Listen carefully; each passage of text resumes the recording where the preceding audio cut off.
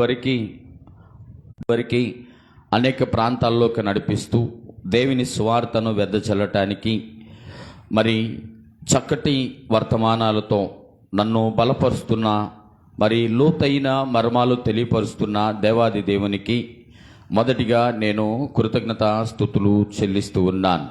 అలాగే మీ అందరికి కూడా ప్రత్యేకమైన వందనాలు తెలియపరుస్తున్నాను. వాక్య భాగంలోకి వెళ్దాం. అయితే ఈ అంశాన్ని ఖచ్చితంగా ఒకసారి మీరు మీ పెన్ను పేపర్ ఉంటే మీరు తెచ్చుకున్న ఆ డైరీలో రాసుకోండి. అంశాన్ని చక్కగా రాసుకోండి.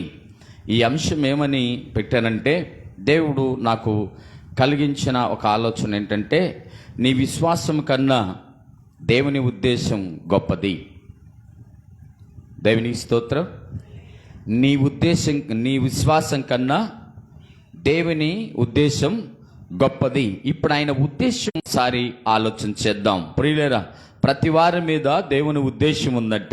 అర్థమవుతుందా? మీ విశ్వాసం మన విశ్వాసం కన్నా కూడా ఆయన యొక్క ఉద్దేశమే చాలా గొప్పదట. జాగ్రత్తగా వినగలిగితే ఈ వాక్యం మీకు అర్థమవుతుంది. రండి వాక్య భాగంలోకి వెళ్దాం. వాక్య భాగంలోకి వెళ్ళి కొన్ని మాటల్ని మనం ధ్యానం చేద్దాం. ప్రియులారా, రోమీలకు రాసిన పత్రిక, రోమా పత్రిక, జాగ్రత్తగా వాక్యాన్ని గమనించుకుందాం. రోమా పత్రిక 9వ అధ్యాయం 10వ వచనం నుంచి చూద్దాం.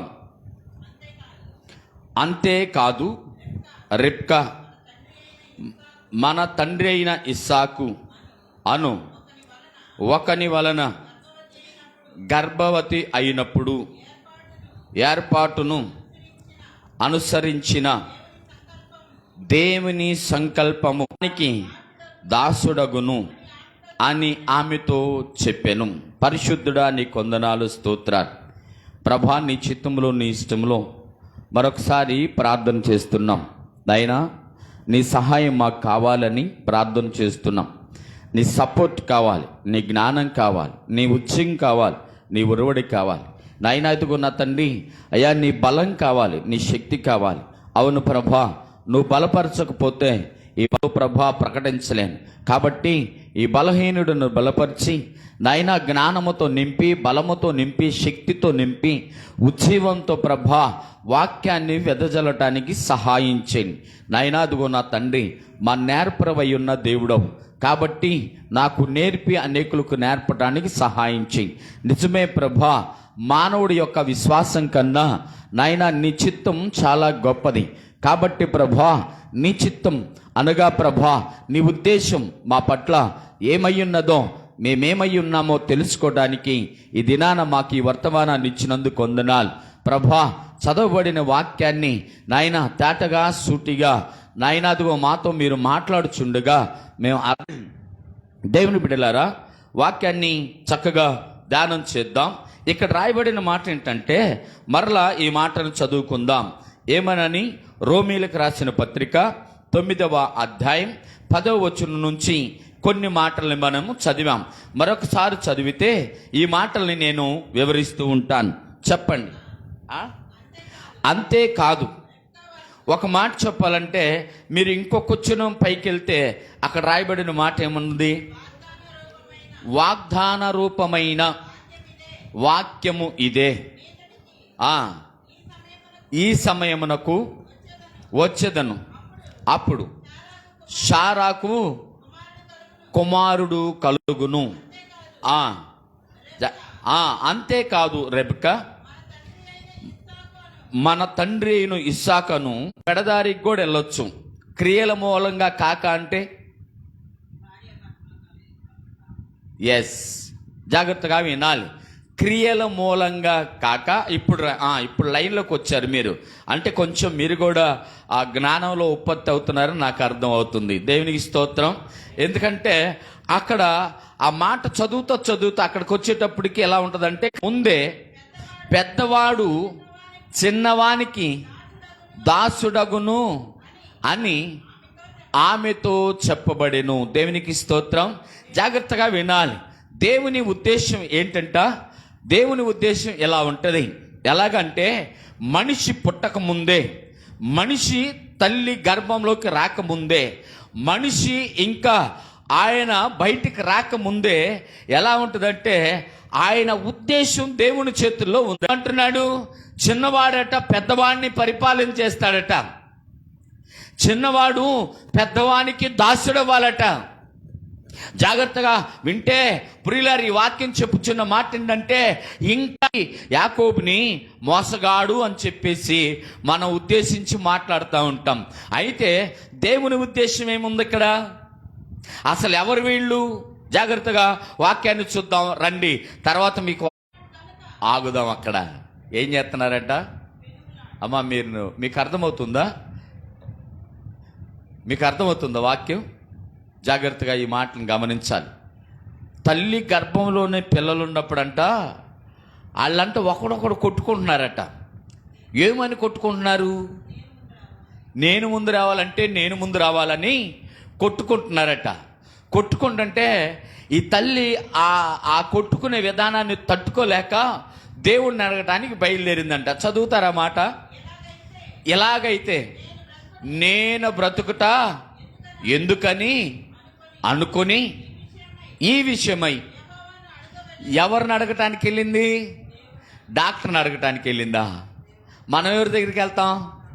ఏమండి, కడుపు ఉప్పిందండి, కడుపులో కదులుతుందండి, కడుపులో తంతుందని మనమైతే ఎవరి దగ్గరికి వెళ్తాం? డాక్టర్ దగ్గరికి వెళ్తాం. కానీ రెపక పరమ డాక్టర్ దగ్గరికి వెళ్తుందట. దేవుడి దగ్గరికి వెళ్తా ఉంది. అప్పుడు యెహోవా ఆమెతో ఎట్లా, నేను 2 జన్మలు నీ గర్భములో కలవు, 2 జనపదములు నీ కడుపులో నుండి ప్రత్యేకముగా వచ్చును. ఒక జనపదము కంటే ఒక జనపదము బలిష్టమై ఉండును. పెద్దవాడు చిన్నవానికి దాసుడగును అనెను.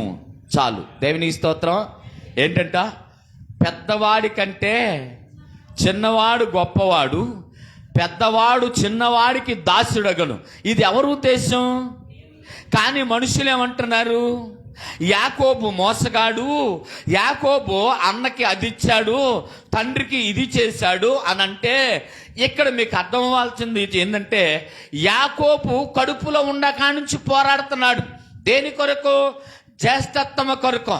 యాకోబు మొదటి నుంచి ప్రియులారా, దేవుని చిత్తాన్ని నెరవేర్చాలంటే ఆయన ఉద్దేశం మనిషి మీద ఉందని మొదట మనిషి తెలుసుకోవాలట. దేవుని స్తోత్రం. అవునే కాదా?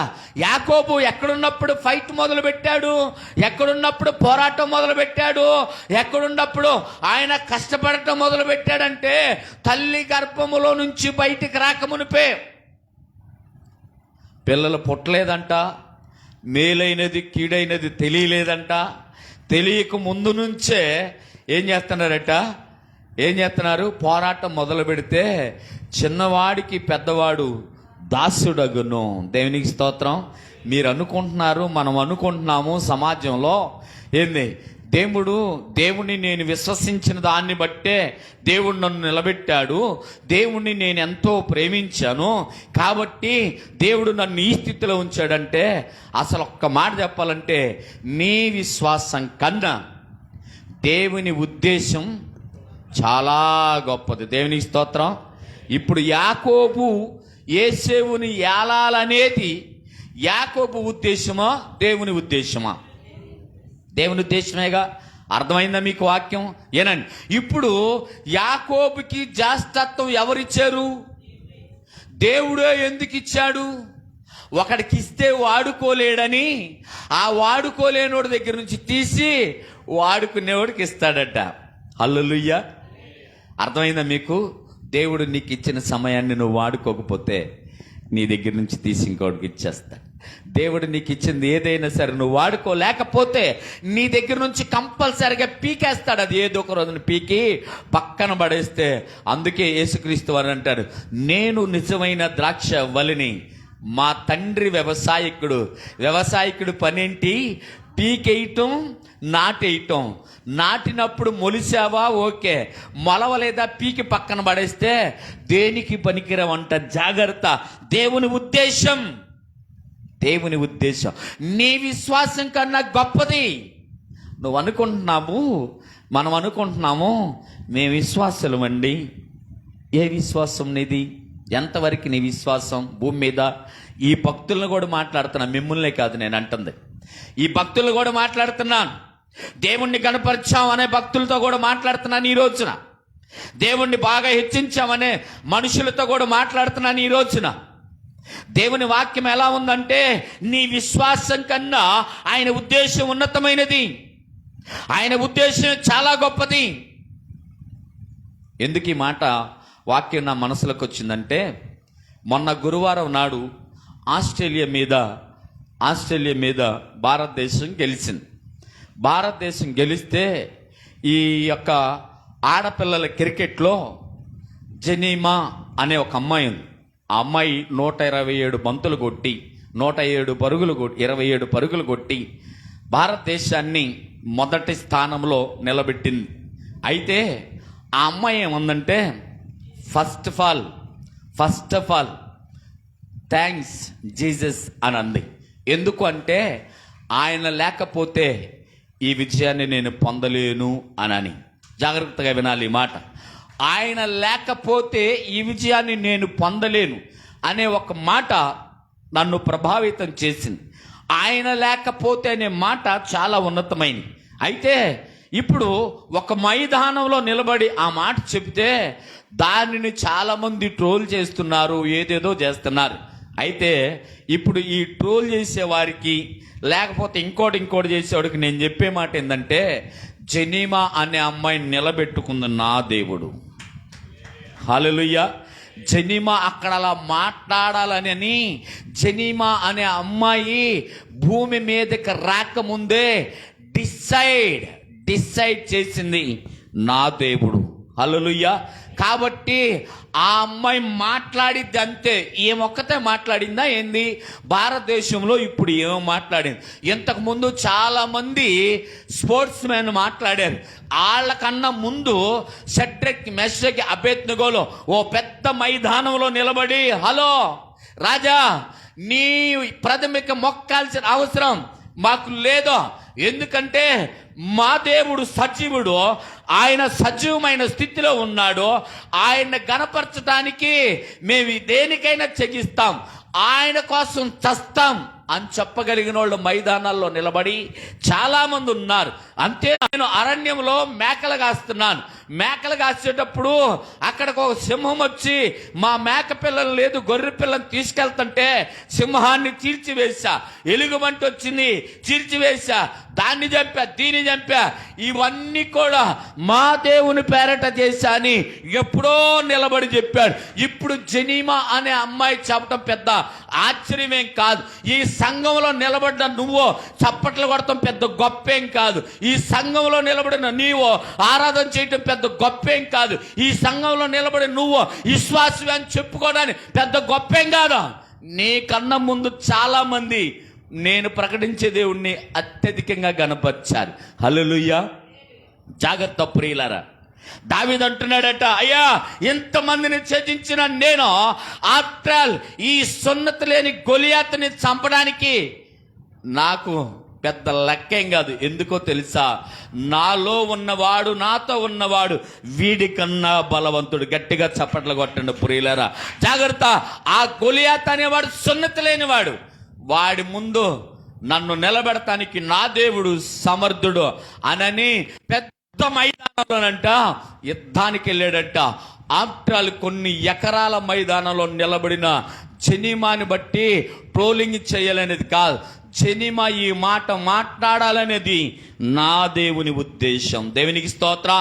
ఈ రోజున ఇంత ఉద్యమంగా వాక్యం చూపటానికి ప్రభాకర్ అనేవాడు ఆకాశ దేవుని వాక్యం చేత ఎవరినైనా, ప్రియులారా, నేనేంటో ఆయనకు తెలుసు, నువ్వేంటో ఆయనకు తెలుసు.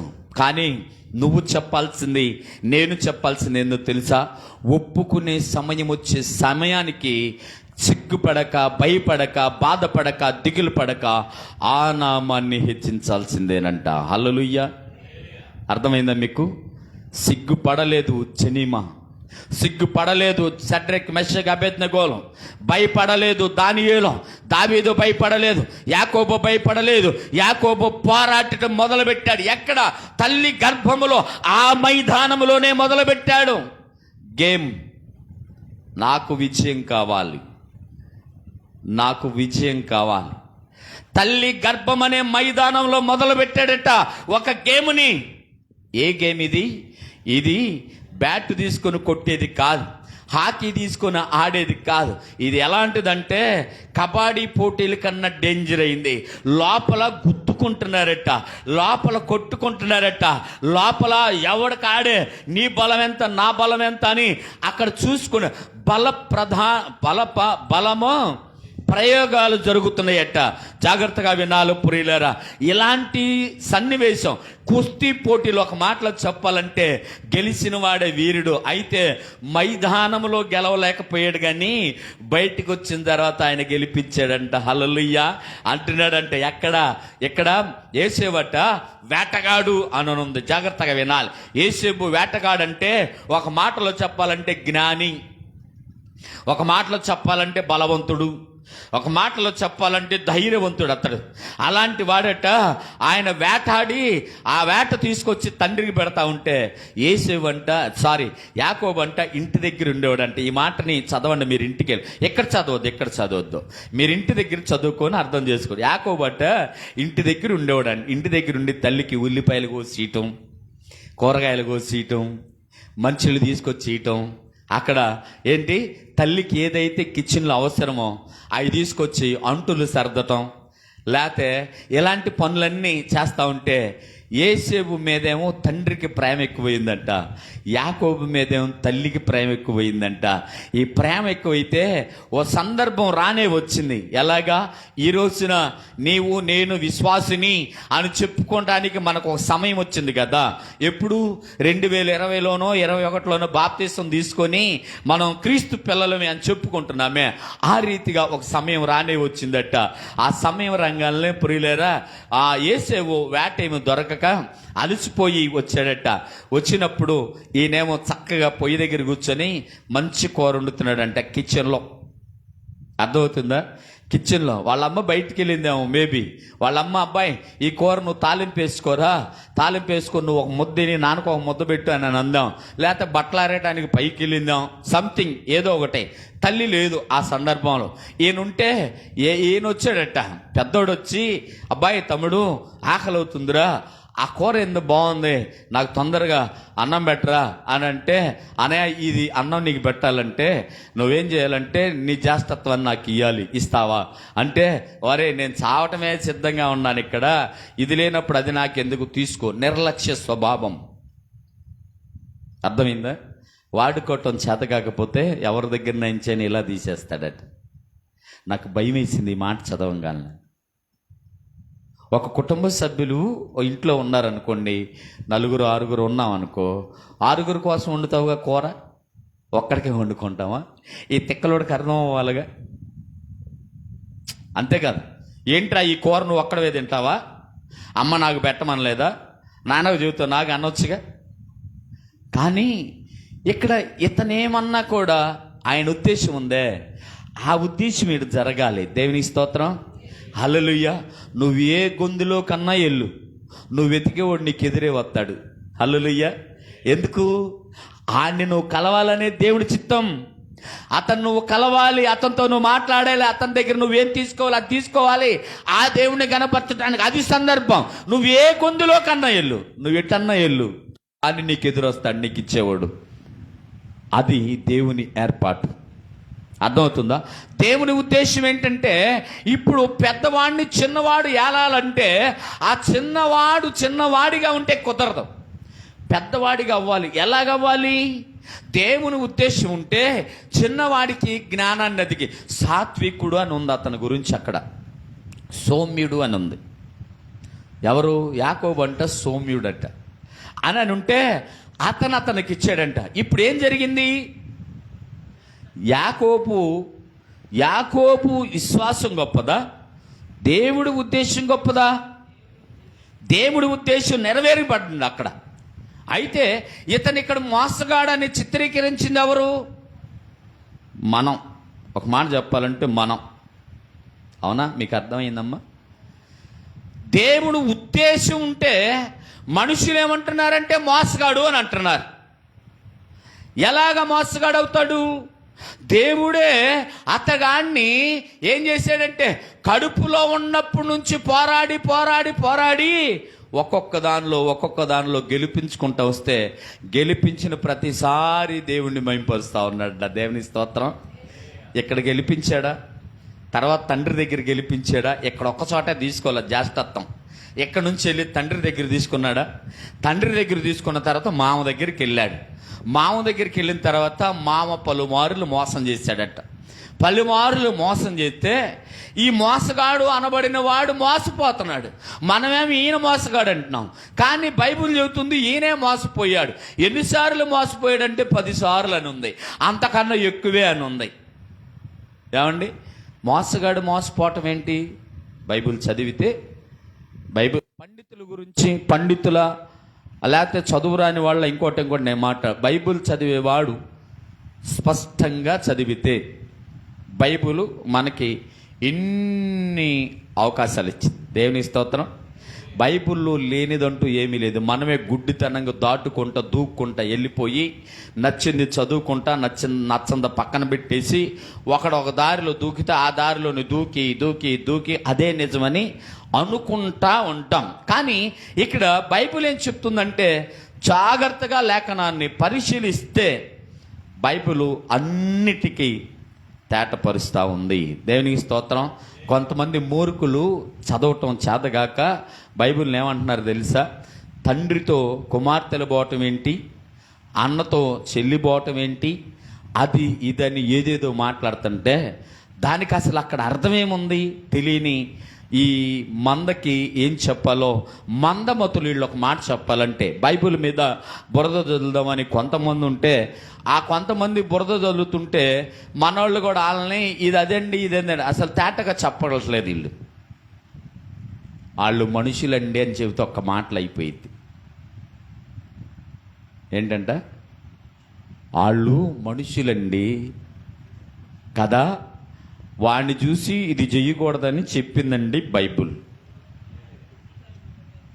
అయిపోయిందిగా. అసలు దానికి గంటలు డిబేట్లు చేయాల్సిన అవసరం ఉందా? లేదు. వాడు నీలాంటి నాలాంటి మనిషే. ఇప్పుడు తండ్రులు పిల్లలతో పోతున్నారు, దానికి ఎవడేం చేస్తాడు? నువ్వు అడ్డం పెడతావా? మనిషి, పాపములో ఉన్నవాడు మనిషి. కాబట్టి దేవుడు ఏం చెబుతున్నాడంటే ఈయన్ని చూసి నువ్వు నేర్చుకో, ఇలాంటి చేయమాకరా అంటున్నాడు. ఈ చెబుతున్నా కూడా చేసే వాళ్ళకి మనం ఏం చెప్తామండి? అయిపోయిందిగా. దానికి క్లారిటీ ఇస్తాం, దానికి అయ్యిస్తాం ఇస్తామని వీళ్ళు చెప్తున్నారు. ఎవరిది వాళ్ళదే. అయితే నేను ఒకటే చెప్తున్నాను, దేవుని ఉద్దేశం ఒకటి ఉంది. ఆ ఉద్దేశం ఏంటంటే మనిషిని ఎప్పుడు గొప్ప చేయాలో అప్పుడు గొప్ప చేసి ఆ గొప్పలో నుంచంట ఆయన మహిమ తెచ్చుకుంటాడట. హల్లెలూయా. ఆ గొప్పతనంలో నుంచి ఆయన మహిమ తెచ్చుకుంటాడట. అవునా కాదు? కాబట్టి ఈ మనం ఆలోచించాల్సిన విషయం ఏంటంటే మొదలుపెట్టిన ఈయన పోరాడుతూ ఒక్కొక్కటి సాధించుకుంటూ వస్తూ యాకోబు వాళ్ళ మామైన లాబాన్ దగ్గరికి వెళ్ళాడంట. ఆదికాండం 31వ అధ్యాయంలో దొరుకుద్ది. వాళ్ళ మామ లాబాను దగ్గరికి వెళ్తే ఆయన దగ్గర చాలా సంవత్సరాలు బానిసగా చేశాడట. 21 సంవత్సరం మేబీ బానిసగా చేసిన తర్వాత ఆయన కూడా మోసం చేస్తే ఏమన్నాడంటే ఆయన అన్నాడట, పొడలో మచ్చగల్లాయి మరకలు ఉన్నాయని నీ మంచి అల్ల నాయి అన్నప్పుడట యాకోబు ఒక ప్లాన్ చేశాడట. ఓ ప్లాన్ చేసి ఎలాగైనా సరే సోనారు గింజలు కలిగిన సువ్వలను తీసుకొచ్చి నీళ్ళల్లో పెడదాం అని నీళ్ళల్లో పెట్టి ఆయన మెల్లకుండా పోయాడట. అయితే ఈ పిల్లలు, ఈ గొర్రెలంట అదే సొవ్వలు కలిగిన అంటే సార్లు మచ్చలు కలిగిన పిల్లలన్నీ ఏంతా ఉన్నాయట. ఏంతా ఉంటే ఈయన మంద బాగా అయ్యింది అనుకుంటున్నారంట అందరూ. ఈయన కూడా అనుకుంటున్నాడట, ఆ అల్లు అనుకుంటున్నారంట నాన్న సొమ్ము అంతా ఈడు దోచుకుంటున్నాడని బామ్మర్దులు. ఆ మామ అనుకుంటున్నాడంటే ఈడికి ఇంద్ర ఇంత ఆస్తి వచ్చింది అని. ఎలాగా? మందల ద్వారా. అయితే పురులేరా జాగ్రత్తగా వింటే, యాకోబు అని అంటున్నాడు కదా, యాకోబు అనే వ్యక్తిట జాగ్రత్తగా మీరు ఆలోచిస్తే, యాకోబు తన భార్యలు ఇద్దరిని పిలిచి మనూరు మనం వెళ్ళిపోదాం అమ్మాయి అంటే, వాళ్ళు అడిగారంట, ఏంటి మా నాన్న ఇలా మోసం చేసావు, నువ్వు తప్పు కదా అని అడిగితే, పిచ్చిదానా నా భార్యలారా వినండి జాగ్రత్తగాని, దేవుడు నన్ను ఎలా గొప్ప చేశాడో చెప్తానని. ఒకరోజు నేను పడుకున్నాను, నిద్రపోతున్నాను. స్వప్నమందు దేవుని దూత నాతో మాట్లాడి, అబ్బాయి గొర్రెలను దాటే ప్రతి పొట్టేలు సారా మచ్చగలదై మందలు నీకు పిల్లలు అంటే నీకు మందలు ఎక్కువ అవటానికి వాటిని పంపించింది నేనే, కాబట్టి నువ్వు కళ్ళు తెరిచి చూడు అబ్బాయి అని చెప్తే, నేను ప్రయత్నం మాత్రమే చేశా, సఫలపరిచింది దేవుడే. నా ప్రయత్నం విఫలం అయిపోయింది. అవునా కదా? నా ప్రయత్నం ఫలించలా. నిజంగా ఆ ప్రయత్నం కనుక ఫలిస్తే యాకోబు నిజంగానే మోసగాడు ఇక్కడ. హల్లెలూయా. ఇప్పుడు చెప్పండి, మీరు ఆ మాటను చదువుకుంటారా? చదవండి.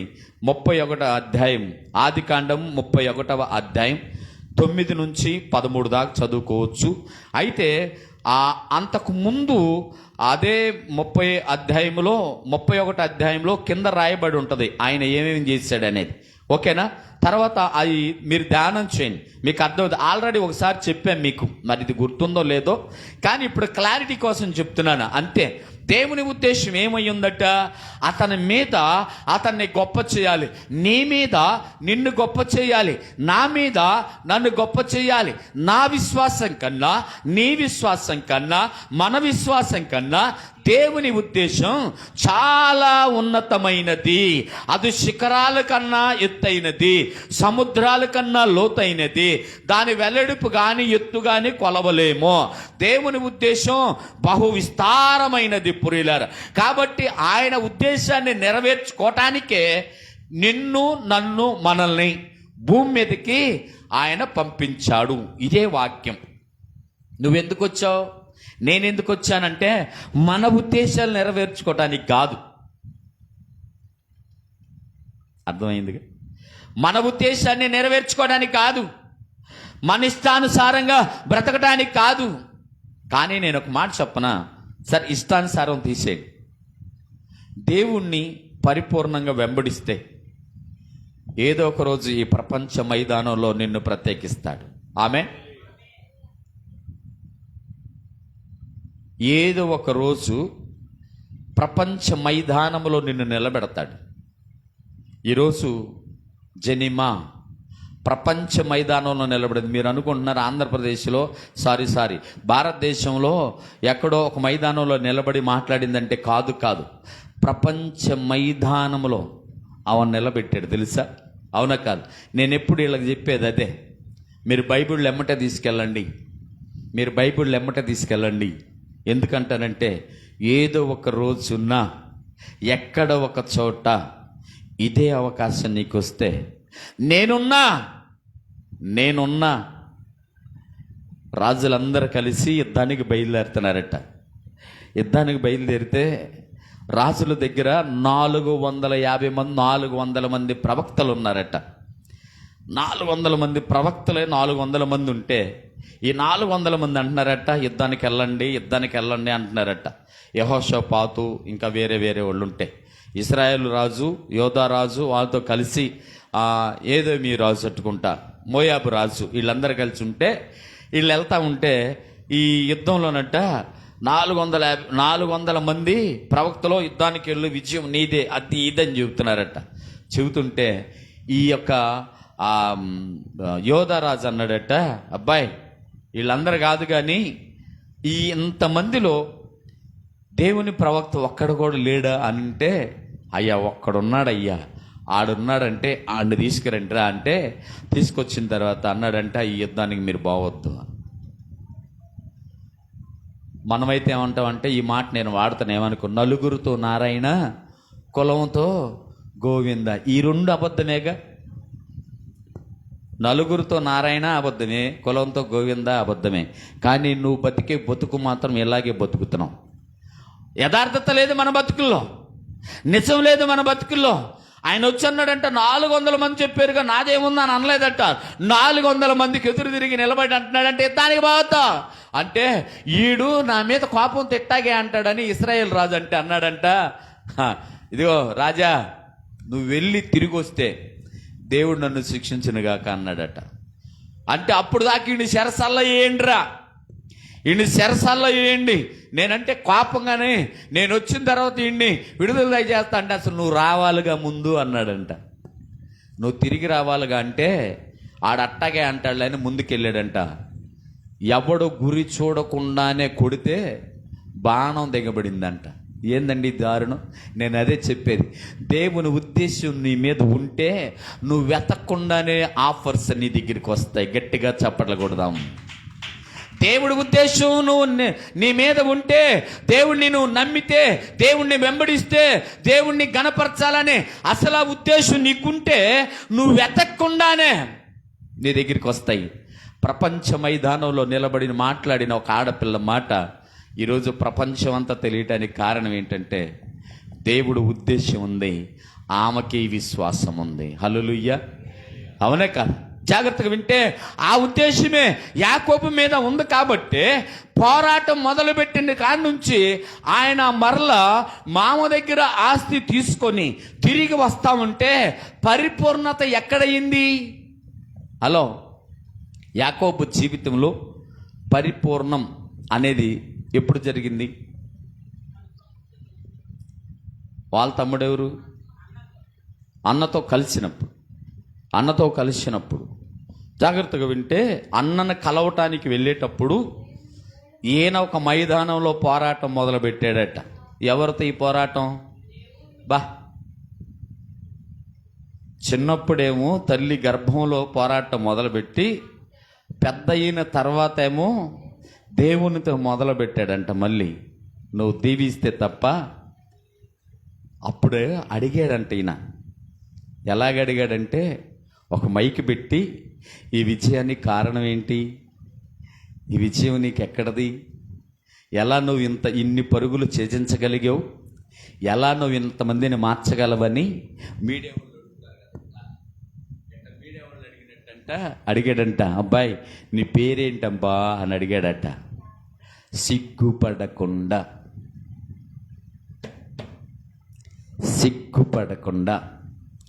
భయపడకుండా మరేది లేకుండా, అయ్యా నా పేరు యాకోబయ్యా అనంగానే అది ఆయన మెప్పించిన మాట.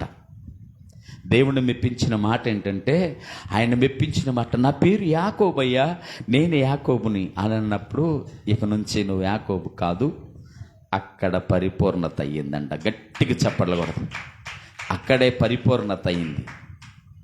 ఆయన ఉద్దేశం అయిపోయింది, నెరవేర్చుకున్నాడు. దాని కొరకు ఆయన వాడుకున్నాడు.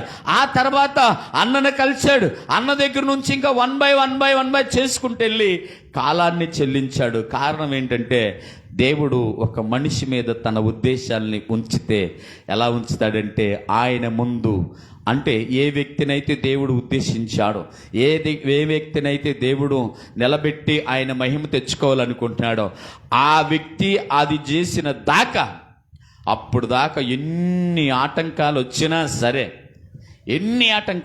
సరే ఆయన ఏం చేస్తాడు? నడిపించి విజయాన్నిచ్చి అలా ఉంటాడంట. మీకు అర్థమవటానికి ఒక మాట చెప్తున్నా.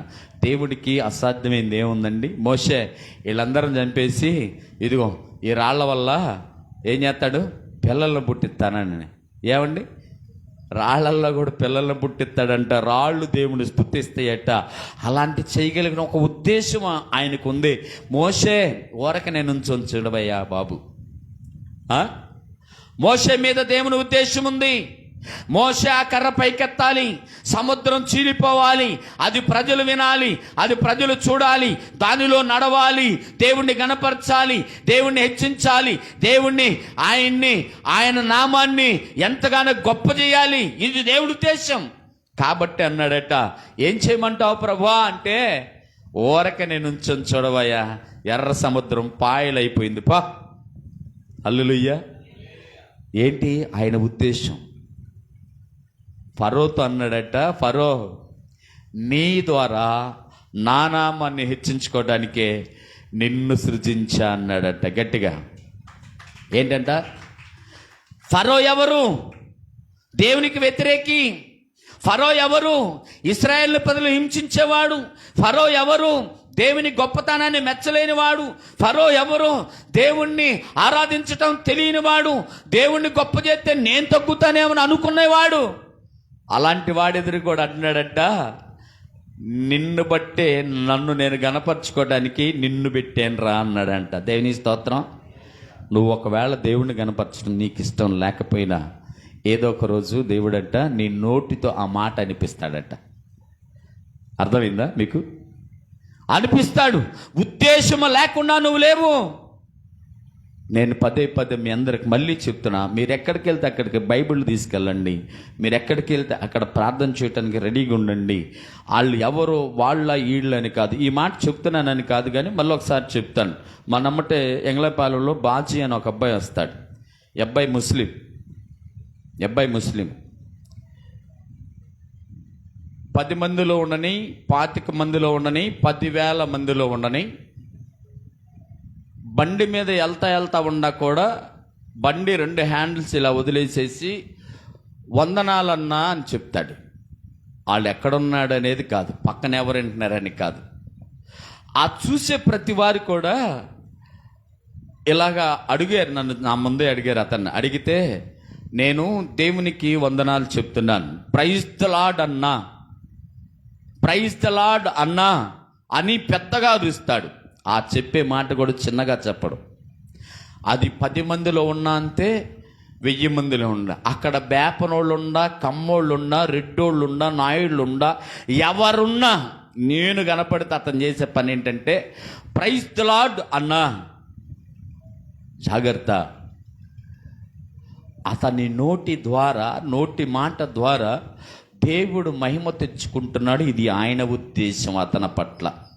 మరి నీ పట్ల ఆయన ఉద్దేశాన్ని నువ్వు గమనించావా?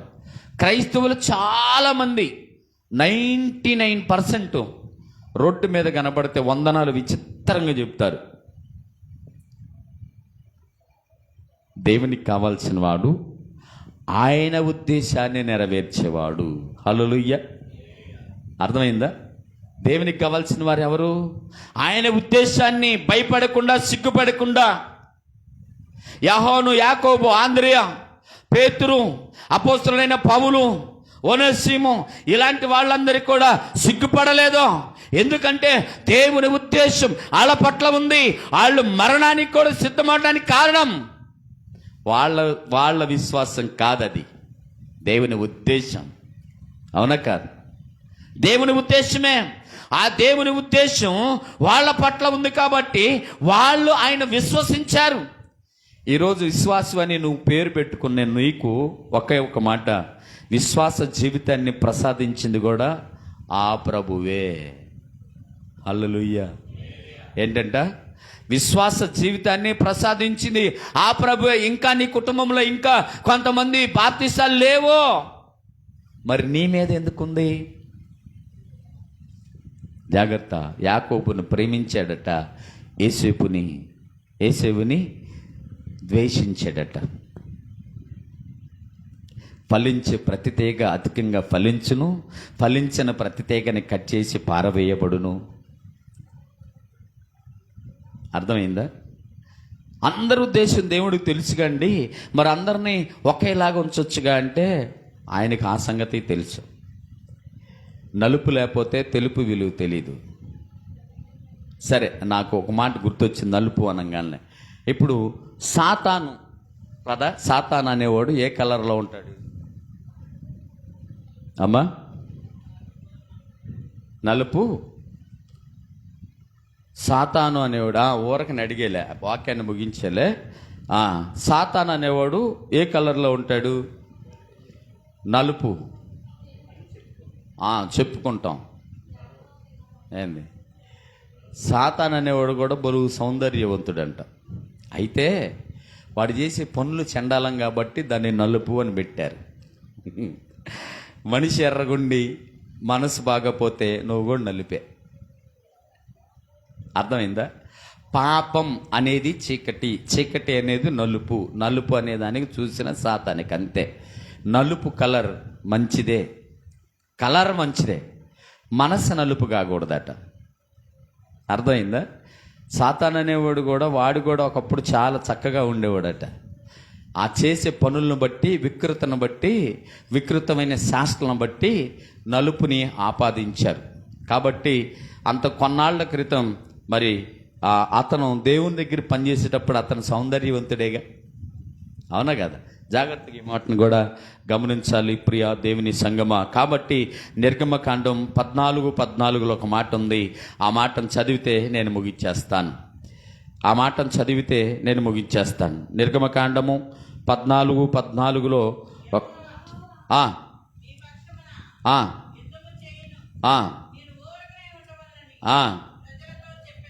హల్లెలూయా. ఏం చెప్పాడట? యెహోవా మీ పక్షముగా. సరే, అది మార్చి చదవండి. ఎట్ట చదువుతారు చూద్దాం. యెహోవా, వెరీ గుడ్, లైన్లో ఉండారే. యెహోవా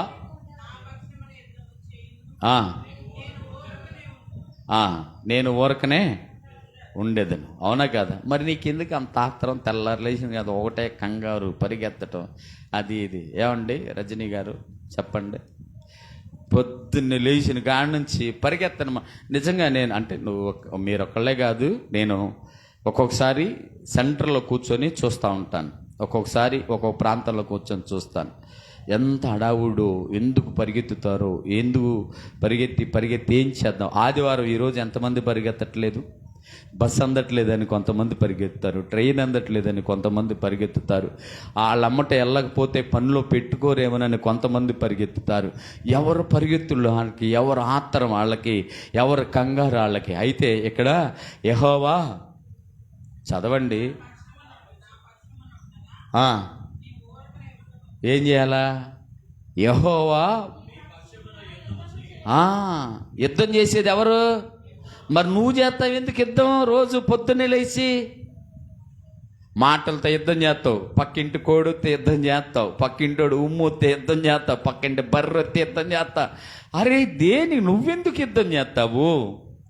నువ్వు యుద్ధం చేస్తున్నావంటే దేవుడు నువ్వు అవమానిస్తున్నావు. ఇది తెలుసుకోవాలి ఇక్కడ, అవునా కదా? నువ్వు యుద్ధం చేస్తున్నావు. అందుకే అబ్బాయి రాజు, ఇశ్రాయేల్ రాజు ఎల్లమాకయ్యా యుద్ధానికి వెళ్తే తిరిగి రావంటే, ఎవరో వీడికి నేనంటే కడుపు మంటరా, ఈ లోపల ఏంటి వచ్చిన తర్వాత చూద్దాం అంటే, నువ్వు రావాలిగా నన్ను చూడటానికి అన్నాడట. అసలు నువ్వు రావాలి కదా, నువ్వు వస్తేగా నన్ను చూడటానికి అంటేనంట. ఆడట్టగా అంటాళ్ళని పోతే బాణం ఎవడు గురి చూడకుండానే ఎత్తే చీకట్లో వచ్చి తగిలిందంటే, అది తగిలితే అరే నన్ను తీసుకెళ్ళండి అంటే ఎంత చిత్రమో దేవుడి ఉద్దేశం చూడండి. అరే నన్ను తొందరగా రాజ్యంలోకి తీసుకెళ్ళంటే బండి అంటే వెనక తిప్పాడంట. వెనక తిప్పుతుంటే విస్తారమైన జనాలు యుద్ధం చేస్తూ ఉంటే ఈ బండి పోవటానికి యుద్ధం లేకుండా ఆడే తెచ్చాడంట ఆయన. చూడు, తీసుకెళ్దామని పాపం రథసారథి అనుకున్నాడట, తీసుకెళ్దామని పనుడు అనుకున్నాడంట. మా రాజుకి బాణం తగిలింది, తీసుకెళ్ళిపోతే బాగు చేపిద్దాం, బతుకుతాడు అనుకుంటే బండి తిప్పితేనంట జనాలు విస్తారంగా యుద్ధం చేస్తుంట. ఆ యుద్ధంలోంచి బండి పోవటానికి లేక అక్కడికక్కడ తెచ్చాడు. కారణం ఏంటంటే ప్రవక్త మాట నెరవేర్చటానికి, దేవుడు ఉద్దేశం నెరవేర్చుకోవడానికి అక్కడ అతను ఆపేశాడు. జాగ్రత్త, నువ్వు యుద్ధం చేయమాక, యెహోవా నీ పక్షమున యుద్ధము చేయును, ఊరకనే ఉండని వాళ్ళనని జాగ్రత్తగా వినాలి. ఏంటంట? యుద్ధం చేయాల్సింది ఎవరు కదా? నెమ్మళంగా ఉండండి, నిదానంగా ఉండండి, కార్యాన్ని దేవుడు చేస్తాడు. నన్ను మొన్న ఒక అబ్బాయి అడుగుతున్నాడు, ఏమనంటే, అన్నా